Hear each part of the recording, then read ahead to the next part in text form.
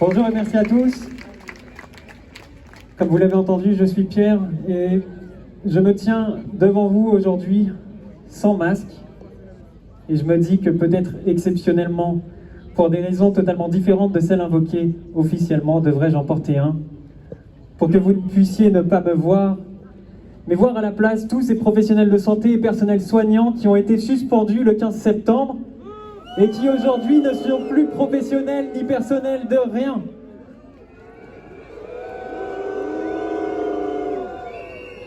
J'ai entamé il y a précisément 10 ans ce mois-ci une carrière d'opticien lunetier après avoir étudié l'histoire pendant 5 ans.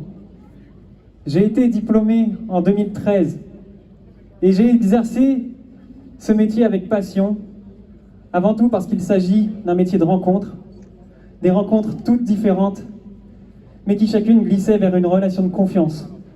Et si mes clients étaient présents ici, ils pourraient vous dire ce que j'aime, ils pourraient vous dire où je pars en vacances, parce qu'encore une fois, c'est une relation intime qui s'installait entre eux et moi. Et j'ai aimé ces moments, j'ai aimé travailler pour eux. Et durant ces années, j'ai aidé environ 10 000 personnes à retrouver une vision nette. Et aujourd'hui, je ne les aiderai plus, parce qu'on m'a dit que j'étais dangereux pour eux. Alors je m'aide moi-même à retrouver une vision claire et nette, une vision sur la société actuelle. Et je suis sidéré de voir que de nombreux collègues et confrères ont été suspendus comme moi ce fameux 15 septembre et que d'autres ont été obligés de se faire vacciner contre leur gré parce qu'ils ont un magasin à faire tourner. Alors je me demande, où est passée cette France que j'ai connue? Parce qu'au-delà de l'opticien, c'est avant tout un homme qui parle, et depuis le mois de mars dernier, un père. Le printemps m'a effectivement apporté un fils, et ça a changé ma vie pour le meilleur. Alors forcément, je partage les inquiétudes de tout parent liées à l'apprentissage de la parentalité, mais je crois qu'aujourd'hui, elles sont beaucoup plus profondes parce qu'elles sont réelles et sérieuses. Alors, je me rappelle cette phrase que ma mère nous disait quand nous étions plus jeunes, cette citation de Paul Valéry qu'elle aime tant. C'est là qu'à certains jours, nous irons à travers les grilles considérer quelques spécimens d'hommes libres. Et je me demande si cette phrase résonne encore en nous. Aujourd'hui, je ne suis plus libre de me déplacer. Aujourd'hui, je ne suis plus libre d'aller au restaurant. Aujourd'hui, je ne suis plus libre d'aller à des concerts. Aujourd'hui, je ne suis plus libre d'entrer dans un hôpital. Et aujourd'hui, je ne suis même plus libre d'exercer ma profession. Mais, paradoxalement, je crois qu'aujourd'hui, je suis un homme libre. Et je crois que vous êtes des hommes et des femmes libres.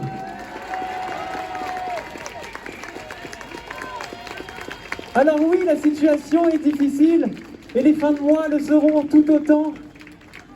Certains pensent que nous sommes des parias, mais nous sommes libres. Et ils peuvent nous retirer nos métiers, nos libertés, ils peuvent nous masquer, nous fragmenter.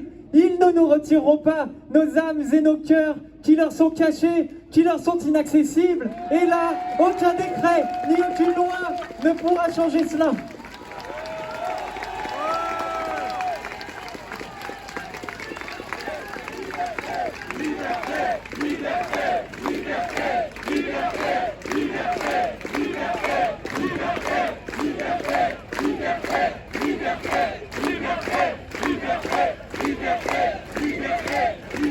Avant, j'avais jamais manifesté. Avant cette crise, j'appartiens à une corporation qui ne sort pas dans la rue. Mais je crois que de nombreux opticiens et chefs d'entreprise me soutiennent, car ils voient le risque de bascule arriver. Ils voient ce que l'on nous prend petit à petit.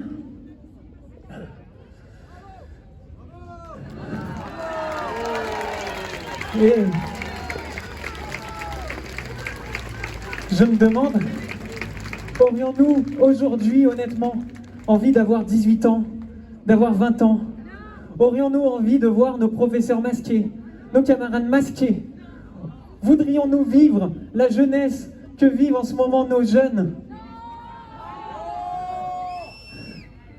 Nous sommes les gardiens de la société de demain et nous devons y remettre de l'humanité. Parce qu'à force de rabâcher les valeurs de la République, je crois que nos responsables en ont oublié d'appliquer leur propre discours.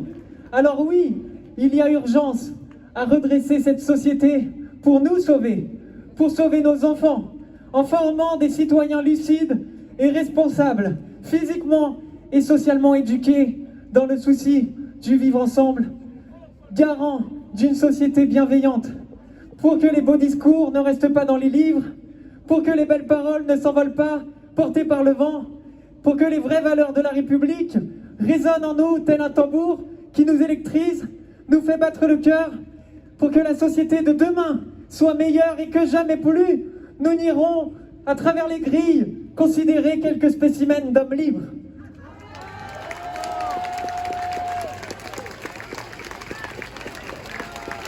Liberté, liberté, liberté, liberté.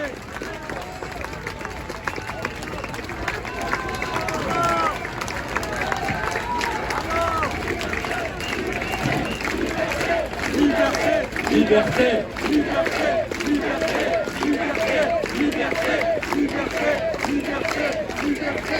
Bravo, bravo Pierre, bravo Gauthier, docteur. Deux personnes absolument remarquables, courageuses.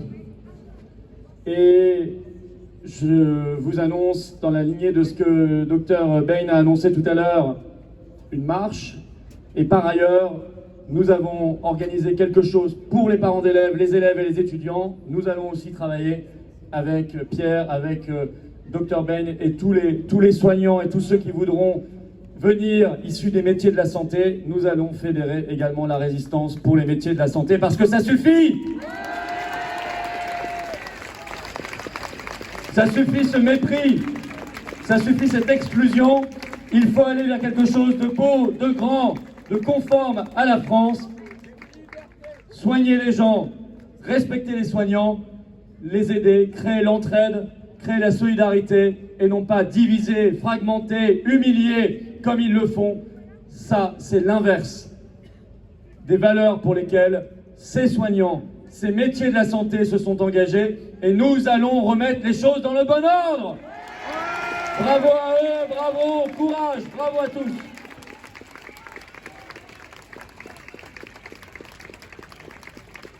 Liberté, liberté.